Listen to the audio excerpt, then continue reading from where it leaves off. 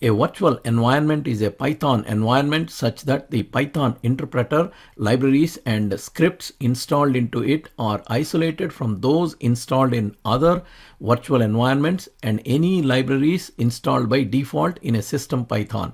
That is one which is installed as part of Python installation. When you activate a virtual environment for a project, that project becomes its own self-contained application independent of the system installed Python and its modules.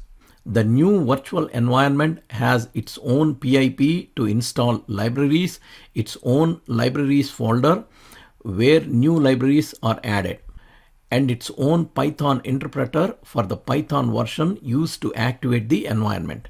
Basically, a virtual environment is a separate directory structure containing isolated installation having a local copy of Python interpreter, standard library, and other modules. There are no limits to the number of environments you can have since they are just directories containing a few scripts. Anytime you are working on a Python project that uses external dependencies that you are installing with PIP, it's best to first create a virtual environment.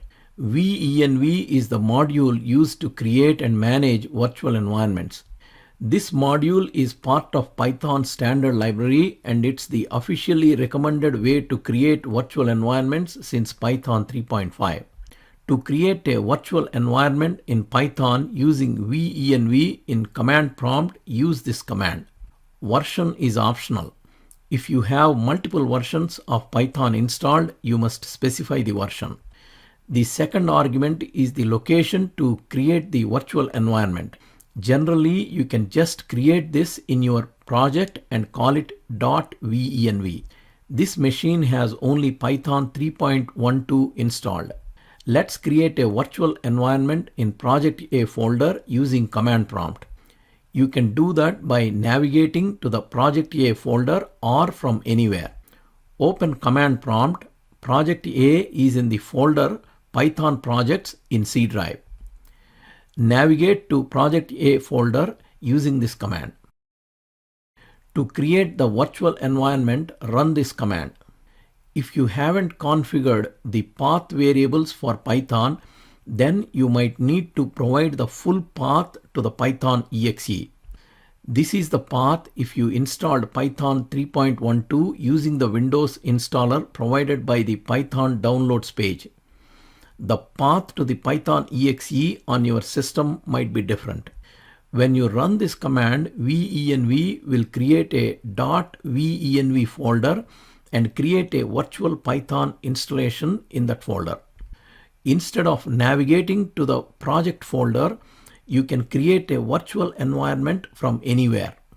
Give the full path of the project folder where you want to create a virtual environment followed by the name. For example, use this command to create a virtual directory in Project B. Notice that there is no Project B folder in Python projects. When you run this command, venv will create the parent directory Project B and .venv folder and a virtual Python installation in the .venv folder. When you create a new virtual environment, Python creates a self-contained folder structure and copies the Python executable files into that folder structure. Run this tree command to display all the contents of the directory. A virtual environment folder contains lots of files and folders, but notice that most of what makes this tree structure so long is the site packages folder. If you trim down the subfolders and files in there, you end up with a small tree structure. Let's look at it in File Explorer. Include is an initially empty folder that Python uses to include C header files for packages you might install that depend on C extensions. Next folder is lib. This contains the site packages folder, which is one of the main reasons for creating the virtual environment. This folder is where external packages that you want to use within the virtual environment are installed. By default, the virtual environment comes pre-installed with PIP which is used to install external packages. Next folder is scripts. Scripts contain the executable files of the virtual environment. Most notable are the Python interpreter python.exe, pip executable pip.exe, and the activation script for the virtual environment. The config file pyvenv.cfg is a crucial file for the virtual environment. It contains only a couple of key value pairs that Python uses to set variables in the sys module that determine which Python interpreter and which site packages directory the current Python session will use. Now that you have created the virtual environment, you need to activate it before you can use it in the project.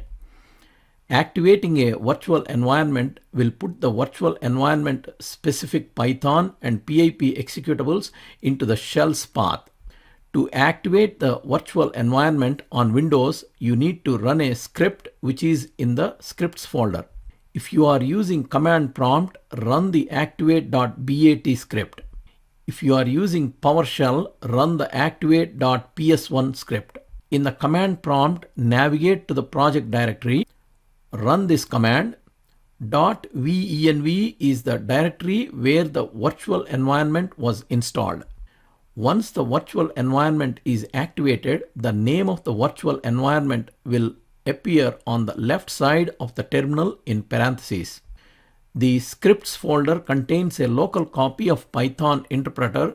You can start a Python session in this virtual environment. When you activate a virtual environment, the path variable is changed. To print the path variable in Windows, use these commands. The scripts directory of the virtual environment is put in front of everything else, effectively overriding all the system-wide Python paths. When you enter a command that can't be found in the current working directory, the OS starts looking at all the paths in the path variable.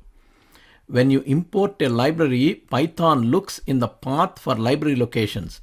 If the virtual environment is there in front of all the other paths, the OS will look there first before looking at system-wide directories. Hence, anything installed in the virtual environment is found first, and that's how it can override system-wide packages and tools. Check if Python is running inside a virtual environment.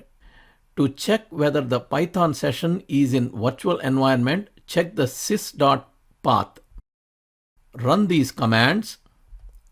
Notice that the path for the site packages points to the newly created folder in the virtual environment.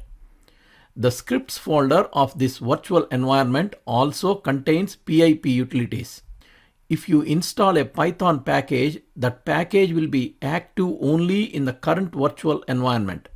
Now that we have activated the virtual environment, let's check if the project is isolated from host Python. First, check the list of packages installed in the virtual environment by running this command in the activated virtual environment, pip list.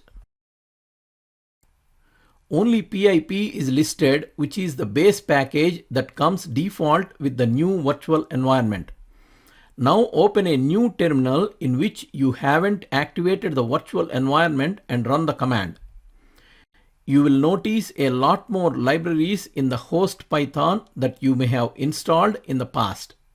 These libraries are not part of the Python virtual environment until they are installed in that environment.